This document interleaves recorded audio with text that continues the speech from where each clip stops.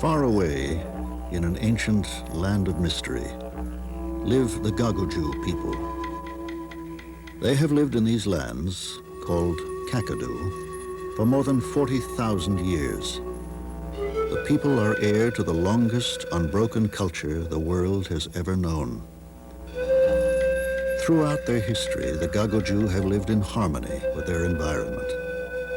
To them, man, animals, plants, and the earth itself are as one.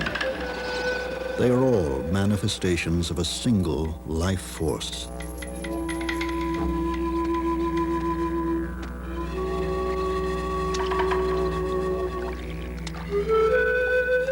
To maintain their mystical union with nature, the people say they must look after the country.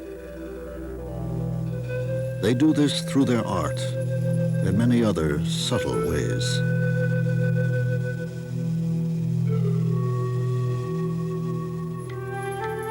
Only the wise and fully initiated elders know how to look after the country. They are the custodians of the land and the traditions. But there are only a few of them now. The young people have been swept up by another, more aggressive culture. This is the story of Kakadu, as seen through the eyes of its last traditional inhabitants. A story that opens a window on a very different perception of life.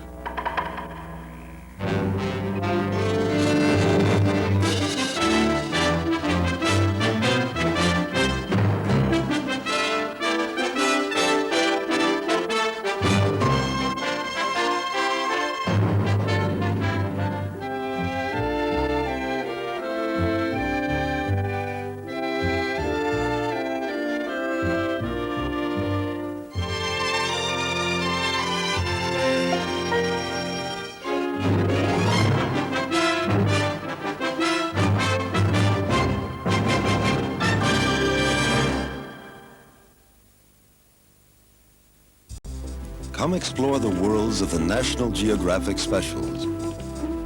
Made possible by a grant from the people of Chevron. We're proud to bring you television that brings new worlds to your world. Additional funding provided by the Arthur Vining Davis Foundations.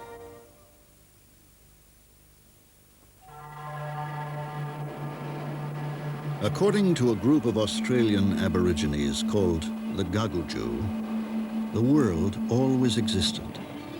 But long ago, before the Dreamtime, it had no shape. Then, at the beginning of the Dreamtime, the time of Genesis, creator beings came out of the sea to form the land and to create life.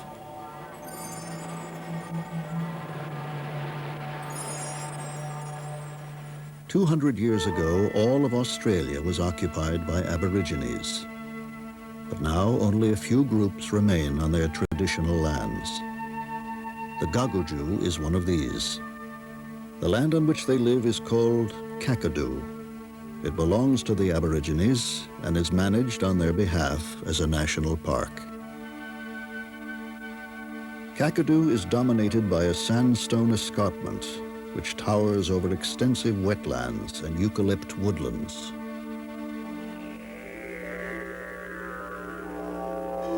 In the Dreamtime, when men could change into animals and animals into men, the creator beings gave shape to the land. When Ginga was a man, he was burned accidentally. To save himself, he rushed into the water and turned himself into a crocodile. To this day, his back is covered with blister-like lumps. Ginga then turned himself to stone, and all his nodules and lumps became part of the landscape.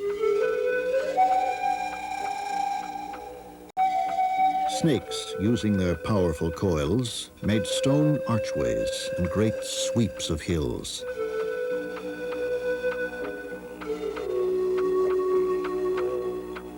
Gagudju, the ancestral kangaroo, traveled through Kakadu making mounds of stones and hollowing out depressions.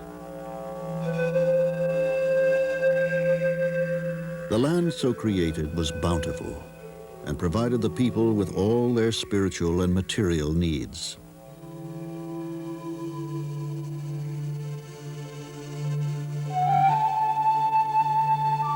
In the old days, life for the Aborigines was free and good.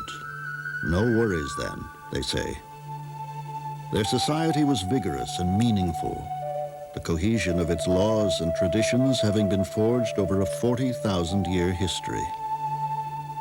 This was before the Balanda, the white people, came and disrupted their existence.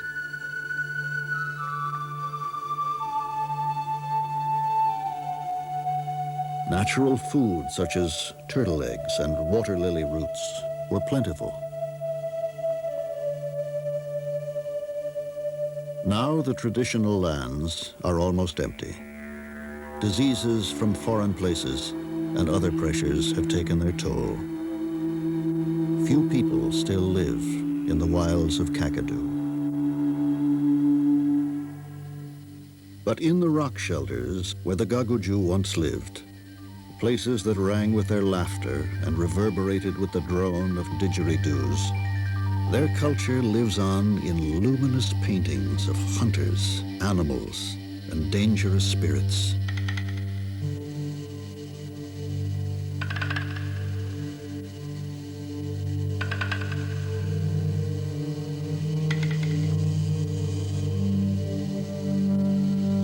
The first artistic stirrings in Kakadu, among the earliest for mankind, began perhaps 30,000 years ago.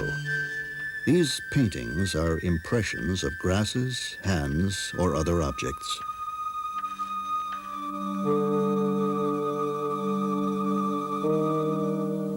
Many thousands of years later, finely crafted paintings of animals first appeared. Kangaroos and crocodiles were painted larger than life.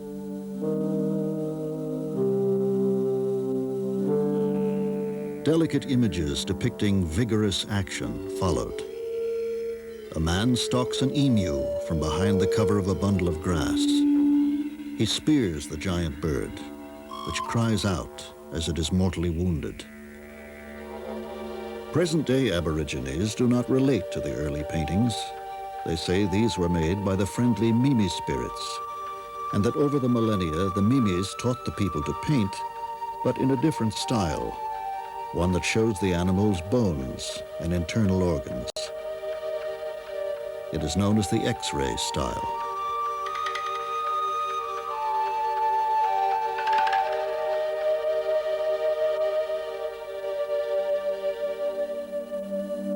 Many important images were painted by neither man nor spirit. They came into being when Dreamtime heroes placed themselves on the rocks. These apparitions contain the spirit and the power of the Dreamtime. By painting at these sacred places, the people could draw on the power of the Dreamtime and so ensure that life would continue in all its bounty and diversity.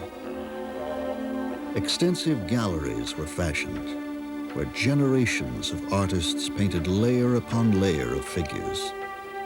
Deep in the bush, they created some of the world's greatest art treasures.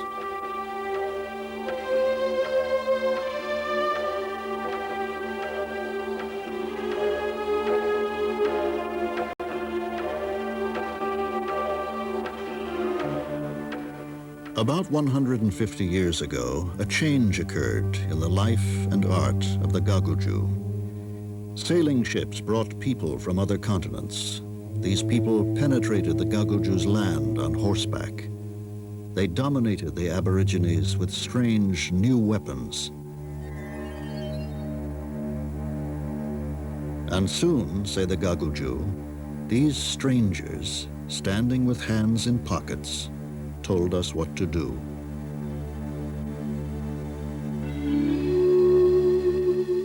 The last major rock art in Kakadu was painted in 1964 by a man called Najambolmi. It was a heroic, almost desperate effort to maintain the links with the power of the Dreamtime. A year after completing his masterwork, Najambolmi died. The power of the Dreamtime began to wane.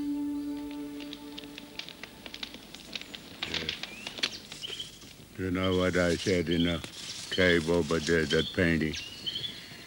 3 buses worry. The custody of the land and the culture rests on the shoulders of a small group of elderly men. They alone know the laws and traditions. None of this knowledge is written down, and it survives only in the minds of these few. They are the library of the Gagudju.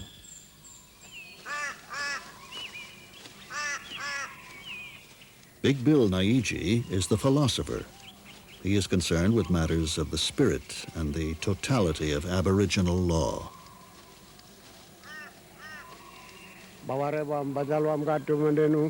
Nippergabariki is the principal keeper of the stories of the Dreamtime, about creator beings and ancestral animals. Felix Ianuk is the custodian of the most sacred ceremonies. Only he still knows the burial rites.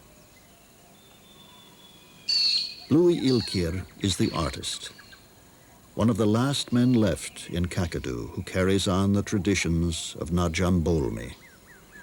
But he paints only on tree bark, not on rock. A new generation of Gagudju has come of age, but most grew up away from their culture. Naiji's son, Jonathan Yaramana, is one of the few who has returned to learn about Aboriginal law and to assume custodianship. In the modern world, he is doing it in 2 ways: as a Gagudju, following tribal law, and as a park ranger. It is an uneasy burden with which he is still learning to cope. The Gagudju have access to the artifacts of the technological age. But many, like Ilkier and his wife Alajingu, prefer to live in the bush in small family groups.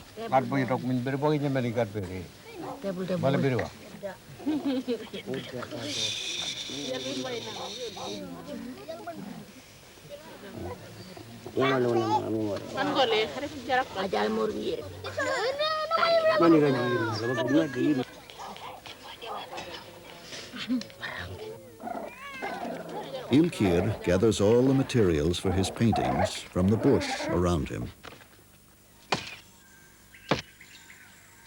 In the age-old way, he cuts the bark off a tree to be used as his canvas. The only difference is in the axe he uses. Its head is made of steel, where once it would have been made of stone.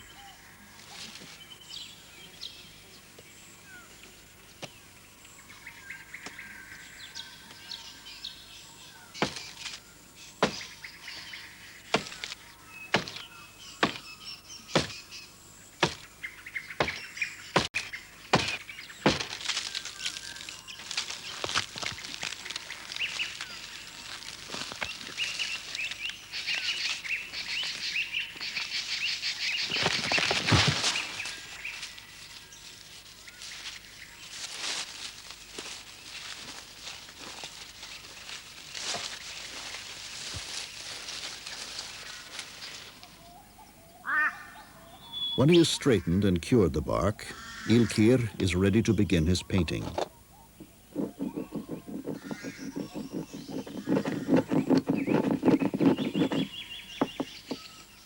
First, he covers the entire surface with red ochre, which represents blood. This, in turn, is the symbol for life itself. The red background will give the subjects vitality. As he prepares the bark, Ilkier thinks about what he will paint and about the techniques he learned from his father.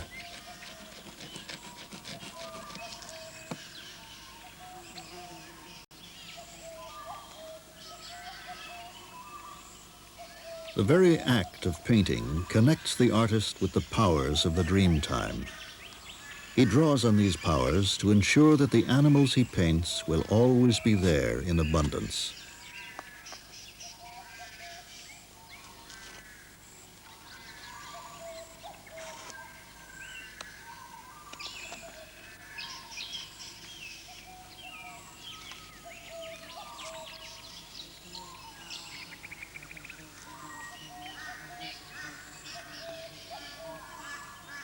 Dominating the composition is Ginga, the crocodile.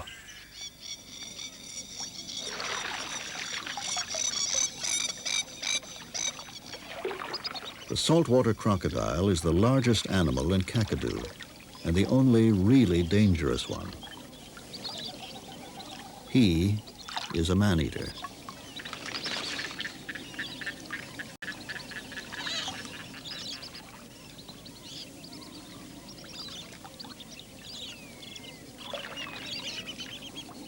Despite his name, this crocodile is as much at home in freshwater as in saltwater.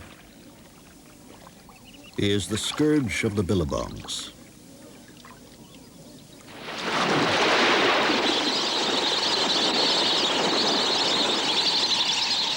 Ginga's reputation as a man-eater did not deter the Gagaju from hunting the giant reptile. They used to spear him from flimsy log rafts.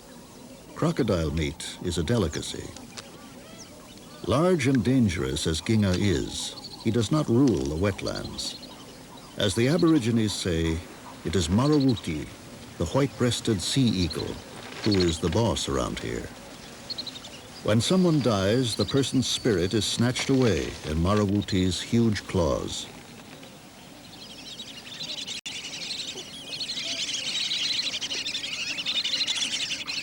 Marawuti's kingdom is one of the richest habitats, vibrant with life and drama.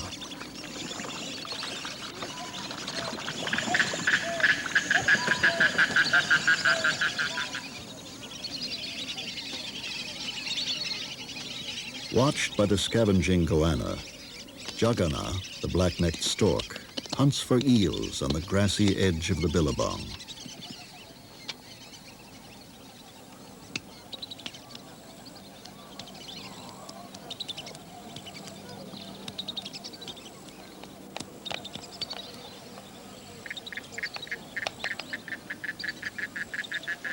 But for sheer hunting prowess, none can match Marawuti.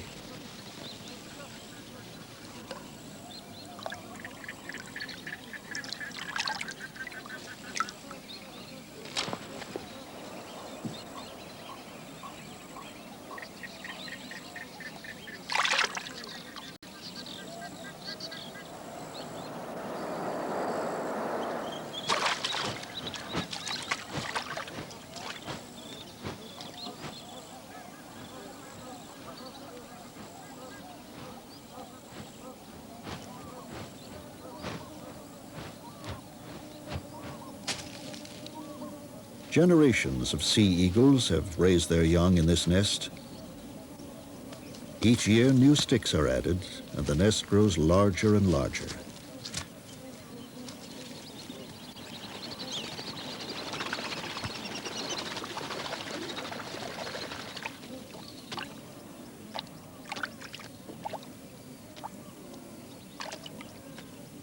Out in the billabong, among the floating leaves of the water lilies, lives the lotus bird.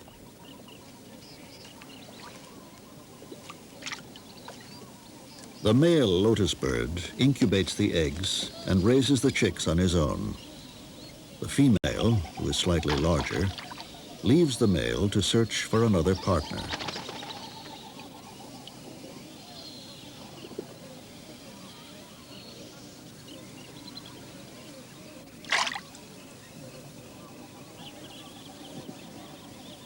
When the lotus bird glimpses Boloko, the water python, he is ready to defend his nest.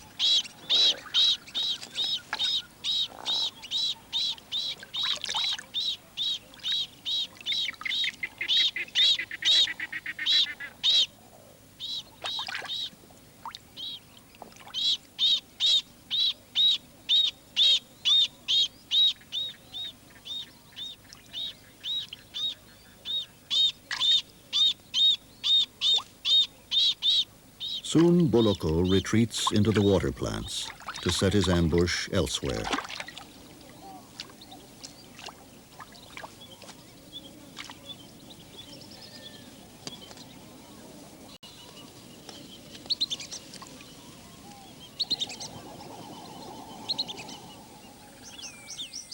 Four weeks after the last egg was laid, the chicks hatch.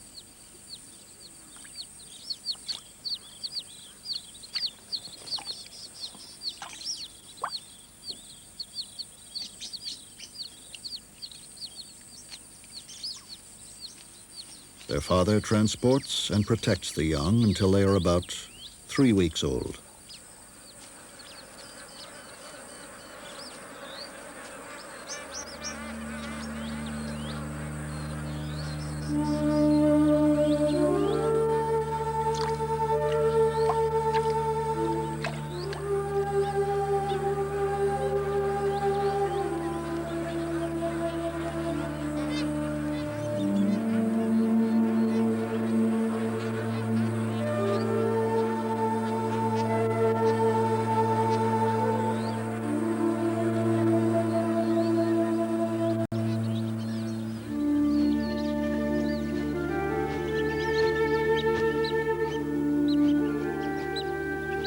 Marawuti's kingdom is not restricted to the billabongs and floodplain.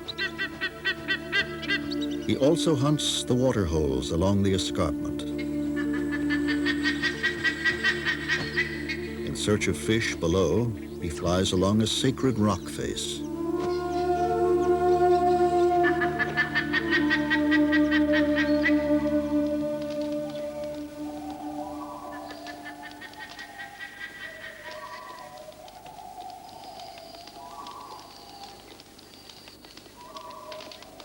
Custodian of this sacred place is Nipper Gabariki. As a fully initiated Gagaju man, it is his duty to look after it. With him is Mini Gapindi.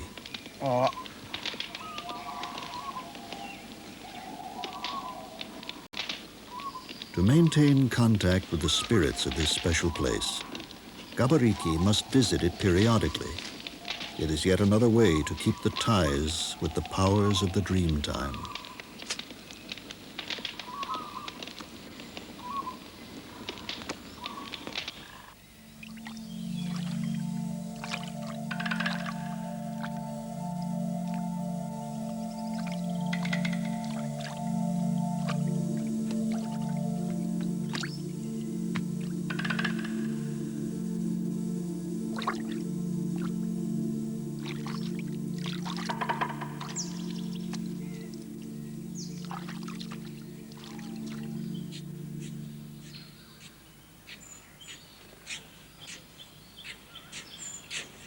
Mini Gapindi has set off in search of food.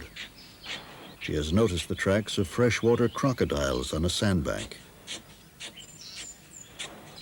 Minnie probes the sand to find any eggs that may have been laid during the night.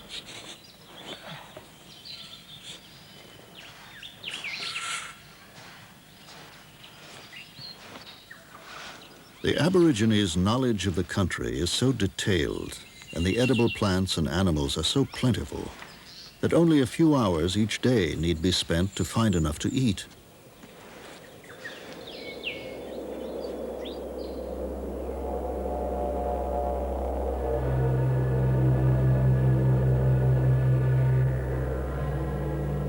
Gabariki has reached the canyon where the spirits reside. Although he has never seen them, he can feel them watching from caves and crevices.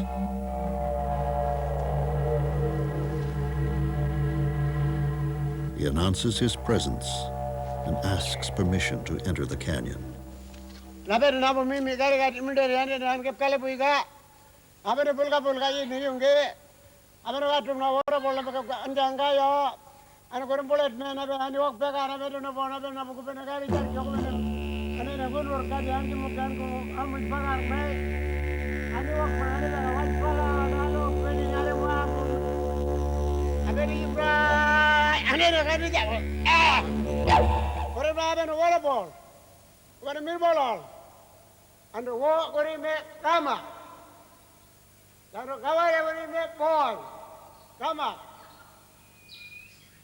Gabariki's spirit has touched those of the Dreamtime.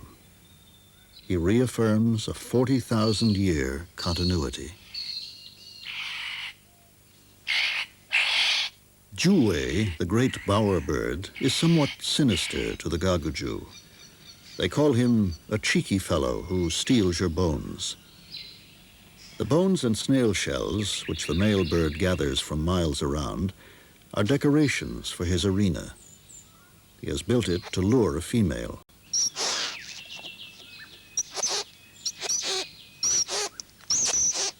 When a female comes to his bower, the male uses many ploys to impress her, even enhancing his presence by displaying his ornaments.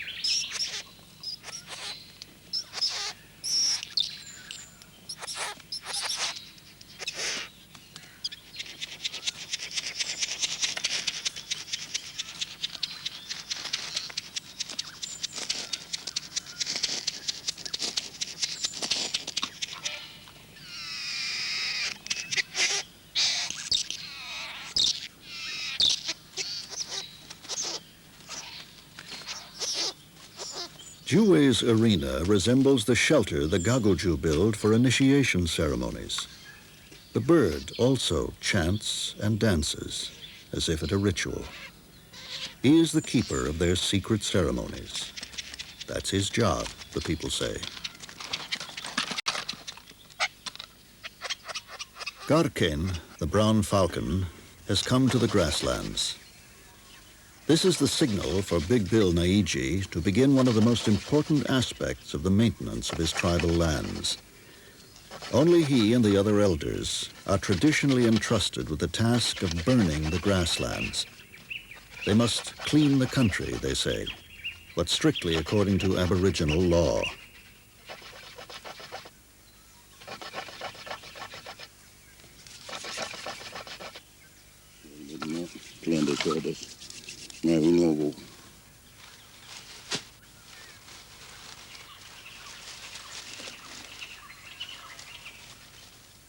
I asked him about the hand. Bill's son, Jonathan Yaramana, has come to learn just how and when the fires may be lit.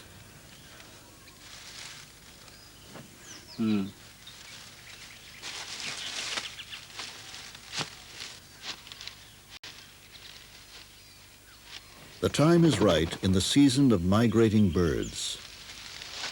Animals of the grasslands have grown to maturity and can escape the fire. Also, it is a comparatively cool time of year, and beneath the dry stalks there is still dampness. Fires will not rage out of control. The country will be cleansed, but not devastated.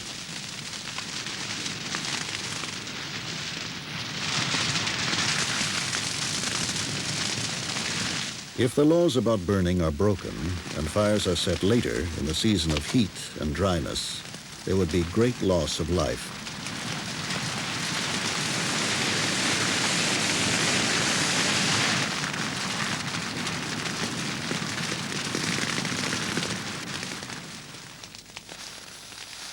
The impenetrable grasses have gone. Soon new shoots will come up through the ashes, attracting kangaroos. It will be easy to hunt and to travel.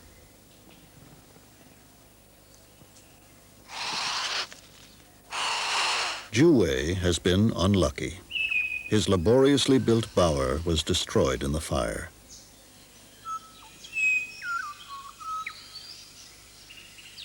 But most of his precious ornaments have been unaffected.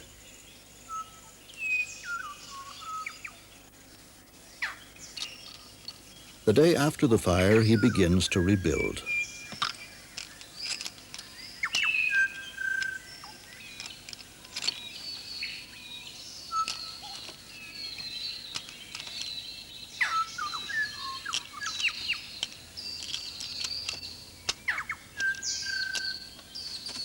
First, he moves the bones and shells to the new site.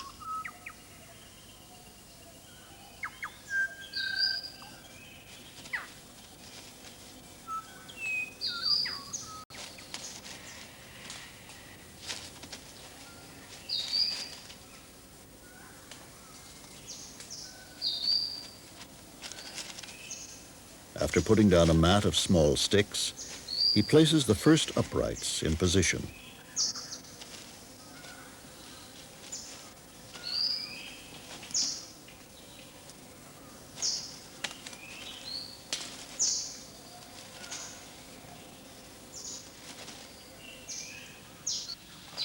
Working for 4 or 5 hours every day, he has a serviceable bower again in about 2 weeks.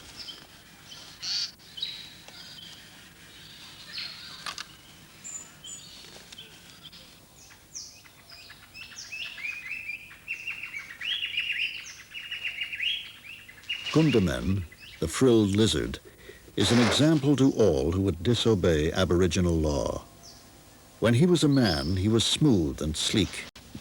But at a sacred ceremony, Gundamen did not listen and performed the wrong rituals. The elders punished him by changing him into a lizard and said he would be thin with a funny-looking loose skin for all time. They said, "You spoiled the ceremony, and people will see you like that forever and ever."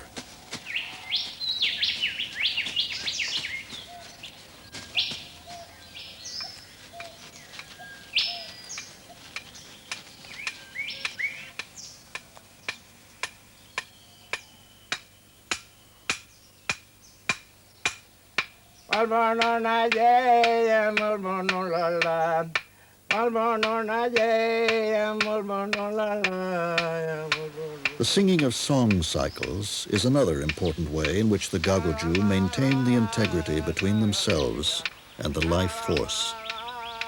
Felix Enoch sings the cycle about one of the principal creator beings, Injuanjua. Enoch is the only one who still knows these songs. He said this would probably be the last time that he would ever sing them. Long ago, at the beginning of the Dreamtime, Injuanjua lived in a cave where he painted his own image on the wall. He came across the river, over the plains and billabongs. In his travels, he gave shape to the land, brought important ceremonies, and showed the people what animals to hunt.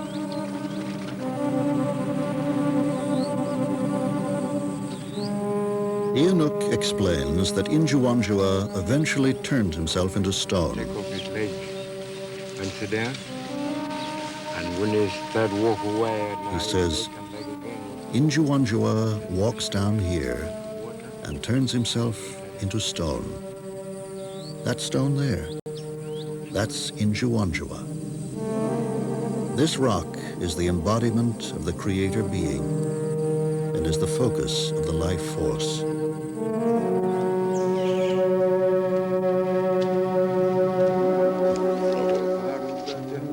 Close to Injuanjua, and imbued with his spirit, are the caves where for centuries the Gagaju had placed the bones of their dead.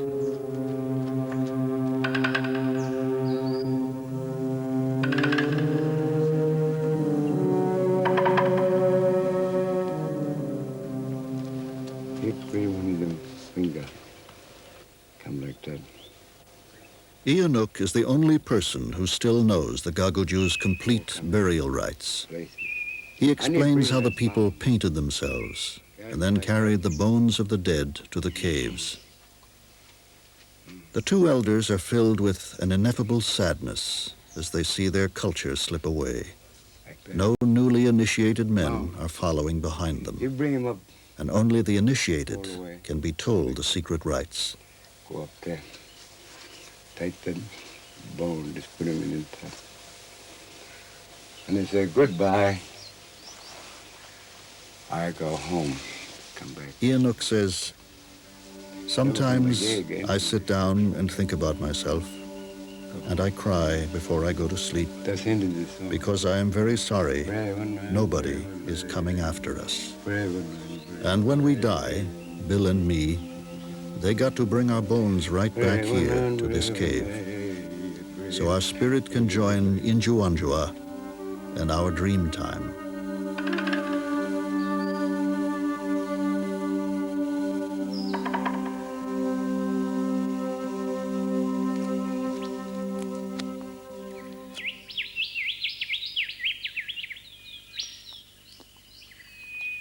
Bluey Ilkier continues his painting, his communion with the powers of the Dreamtime.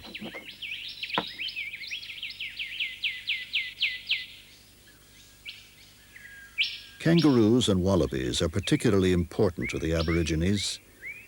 The giant ancestral kangaroo, similar to the one Ilkier is painting, made prominent landforms and gave the people important ceremonies.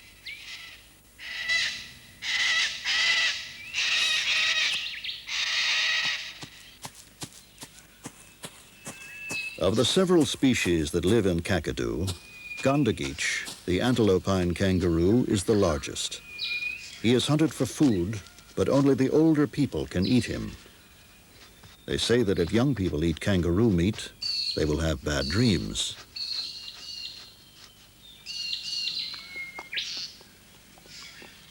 These kangaroos live in small social groups and are usually gentle and affectionate. Their smaller neighbor, Gonobolo, the agile wallaby, is more aggressive.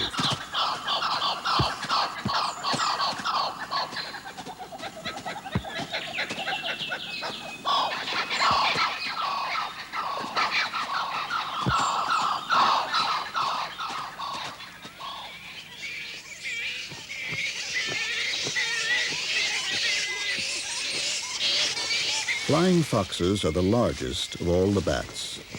During the day, they rest in colonies that may number more than 100,000 individuals. Most colonies are in trees standing in water. It is cooler there. Territorial squabbles are all sound and fury, and seldom result in injury.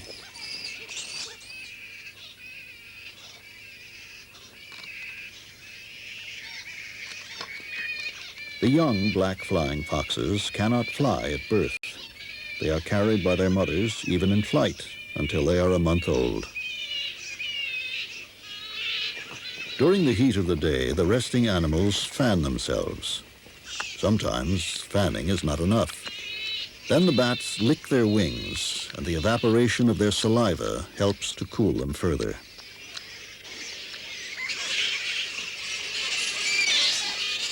When they are ready to take off, they climb to the highest points in the roost trees.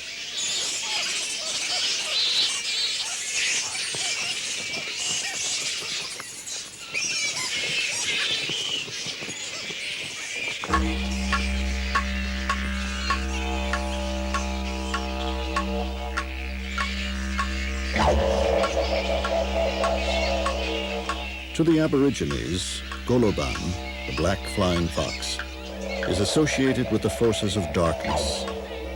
Medicine men, who are held in high regard, are also sorcerers. They are often called flying foxmen.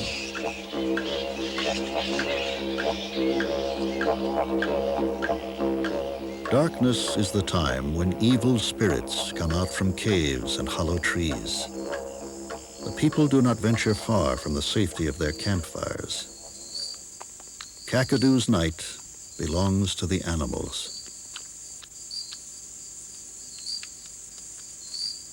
Lambulk, the sugar glider, has left her nest in a tree hollow.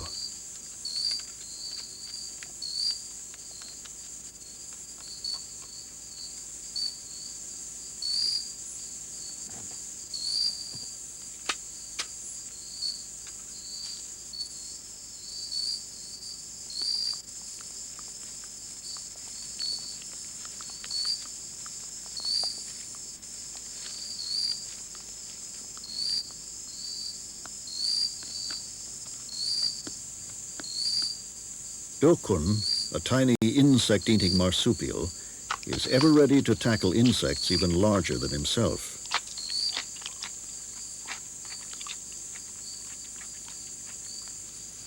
After being dormant for several weeks, Beck, the highly venomous death adder, finally sloughs its skin.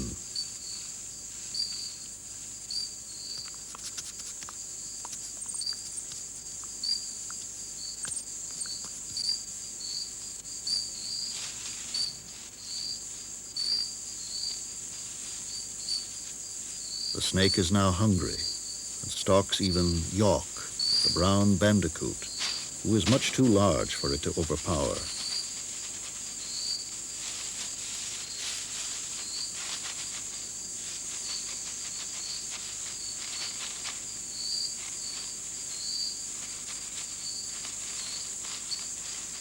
York, however, takes no chances and barricades himself in his nest of dry grass.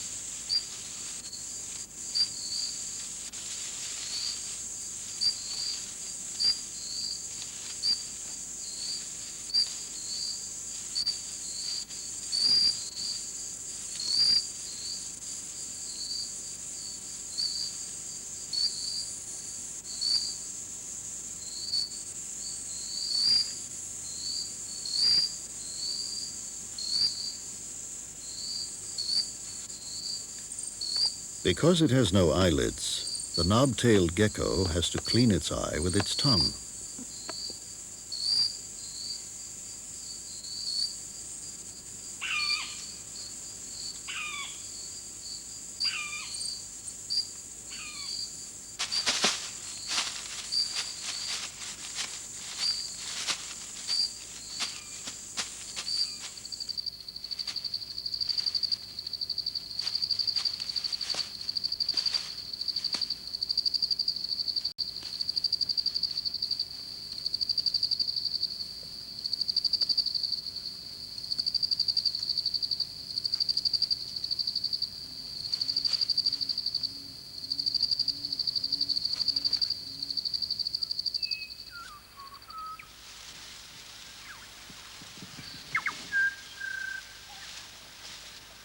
The night has been cool, and the kangaroos seek a sunny place to warm themselves.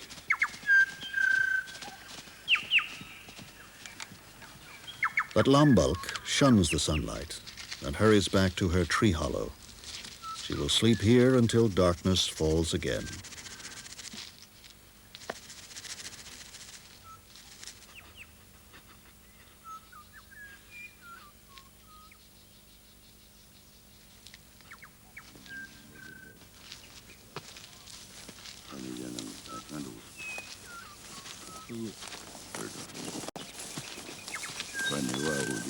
Whenever he has a spare moment, Jonathan Yaramana goes out to his ancestral lands to learn as much as he can from his father. Today, the two visit Hawk Dreaming, a sacred site where the spirit of Garkane, the brown falcon, resides. Bill has difficulty climbing the rock face. This may well be the last time he visits the spirit of Garkane. Bill explains the significance of Hawk Dreaming and shows Jonathan a hand stencil he made when he was about 8 years old and came here with his father. A hand stencil is a kind of signature laying claim to the site, but more in a spiritual than a physical sense.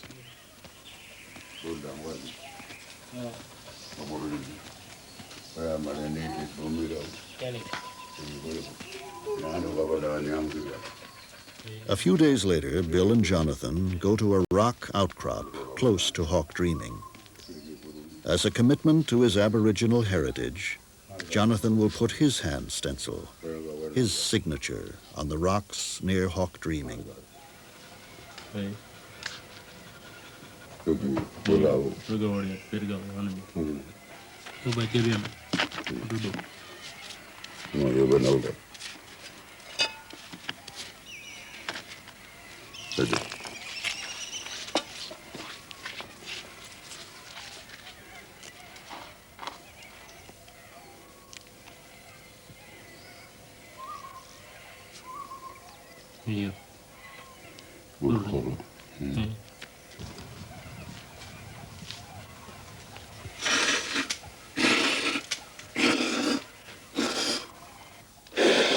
Jonathan makes his mark the way Gagaju people have done for thousands of years. The spinifex grass on the rock plateau is dying off, heralding the season of hot winds. Waterfalls are no more than trickles.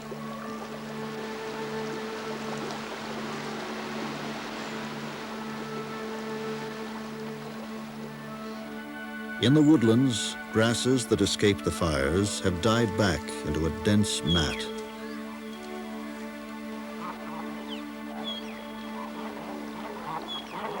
The floodplains are reduced to a series of turbid pools. The water turns hot under the burning sun. Barramundi and other fish lie dying in the shallows.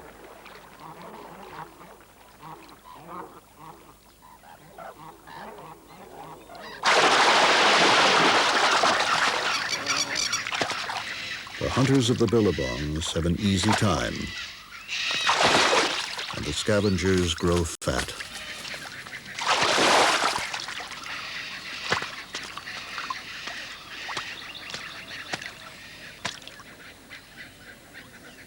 A goanna cannot make any impression on the scaly body of a huge barramundi.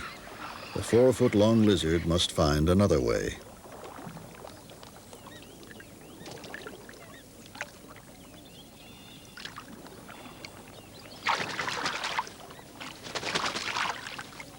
Marawuti, the sea eagle, is now able to snare much larger prey than usual.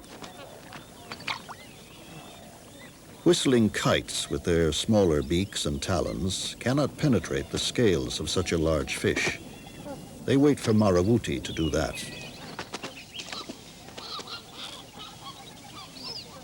Then, with their greater agility and audacity, they snatch the food right out of the eagle's beak.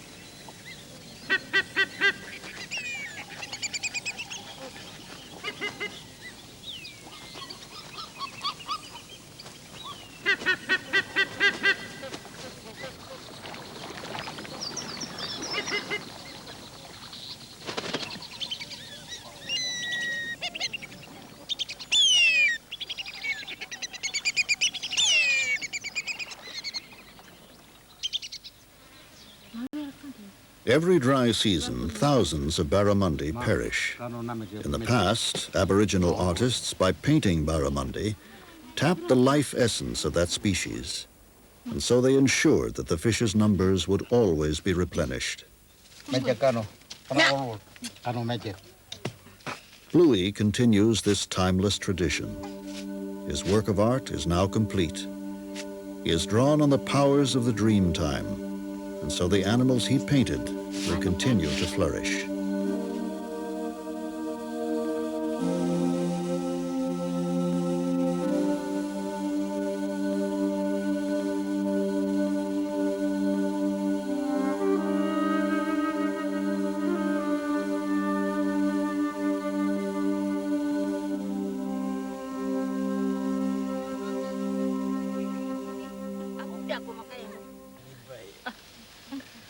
Bluey's wife, Susan, and her friends tell stories to the children and illustrate them with string games. Susan makes a figure appropriate to the season. It represents lightning, and by the end of October, thunderstorms, forerunners of the wet season, are an almost daily occurrence.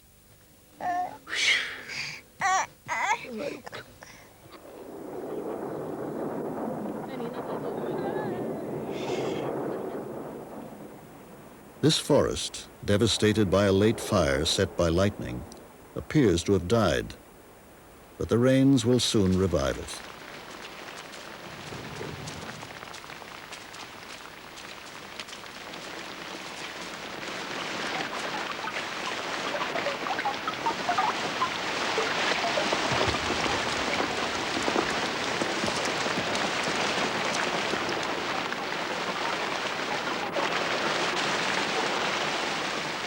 The lightning and thunder are brought by a fearful being called Namarkun. He carries the lightning like an arc over his body and makes the thunder by striking stone axes against the clouds. Aljur, the grasshopper, is painted in electric colors. He appears in November, the time of the most tumultuous storms.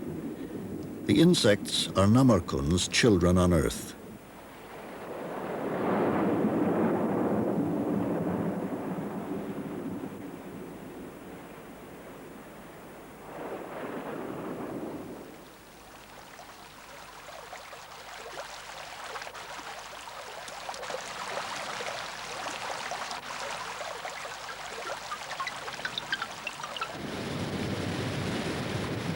The The fierce downpours soon replenish the land.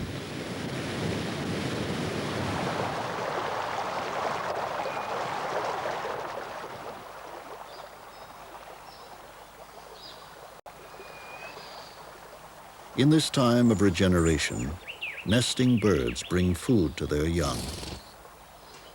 Plants respond quickly. Forests that were charred and blackened are soon green again. Flowers and insects proliferate.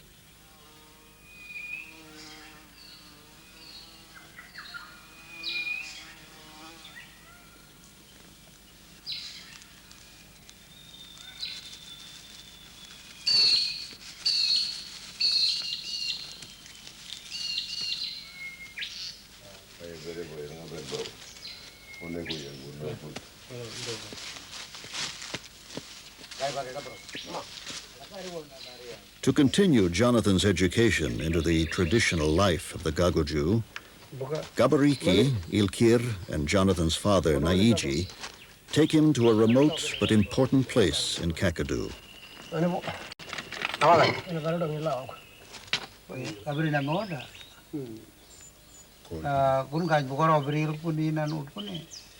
The elders show Jonathan how stone knives and spear points are made, how they are struck off a core rock.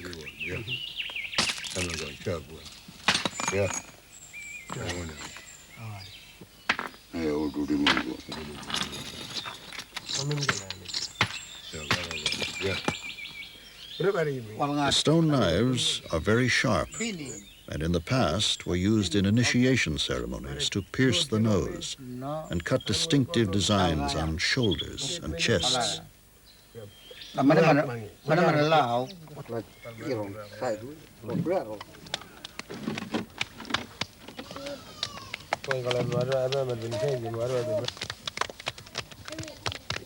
group of men paint themselves in preparation for a ceremonial dance, a corroboree. Among the Gagaju, there are no longer enough people with the knowledge and skills to perform the ceremonies. This group from neighboring tribes came to help the Gagaju perform their ceremonial obligations. The dancers reenact great deeds and mimic the Dreamtime animals.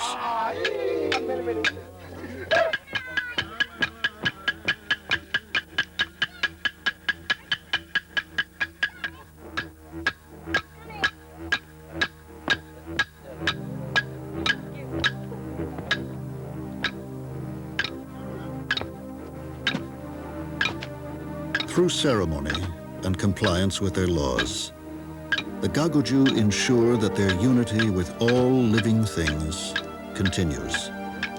With Marawuti, who rules the floodplains, and with Ginga, who formed the rock country. As long as they look after their country, the life force will endure in all its vigor and bounty.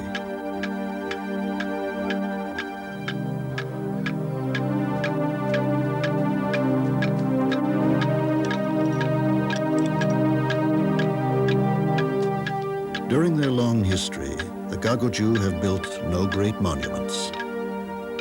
But they have lived for more than 40,000 years in total harmony with their environment.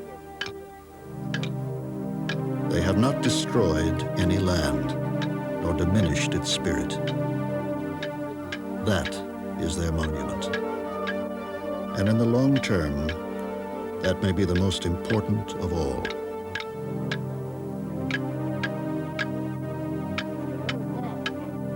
The last of the traditional Gagaju men know everything that remains of their ancient culture. Only they have this knowledge, and they are old now. To the traditional people, the loss of their culture means oblivion. Without their culture, their story, they may survive in the modern world, but there will be no more true Gagaju people.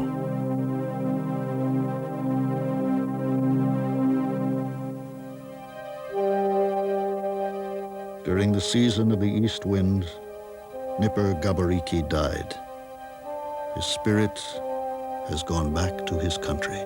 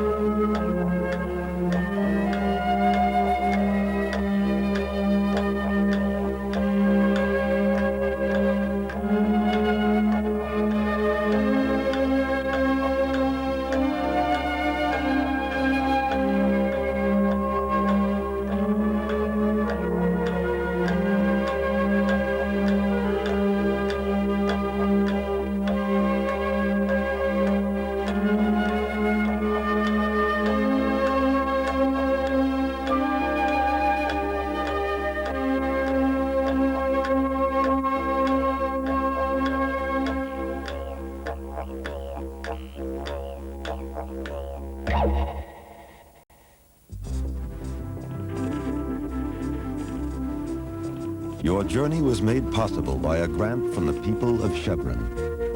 We're proud to bring you television that brings new worlds to your world. Was provided by the Arthur Vining Davis Foundations.